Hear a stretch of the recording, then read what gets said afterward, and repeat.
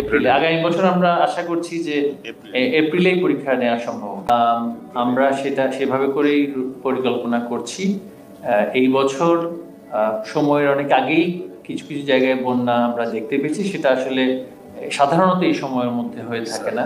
তবে আমাদের আবহাওয়াবিদগণও বলেছেন যে উত্তরাঞ্চলে যে বন্যা পরিস্থিতি যেটা হয় সেটা আবার দক্ষিণাঞ্চলে গিয়ে আবার বছরের মধ্যবর্তী বা আগস্ট মাসে গিয়ে সেটা আবার বেড়ে যাওয়ার সম্ভাবনা থাকে।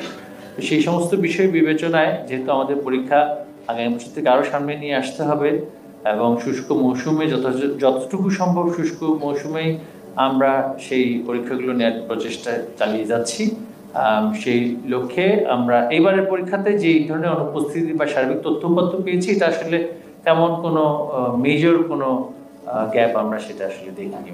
এপ্রিলে আগামী বছর আমরা আশা করছি যে এপ্রিলেই পরীক্ষা নেওয়া সম্ভব।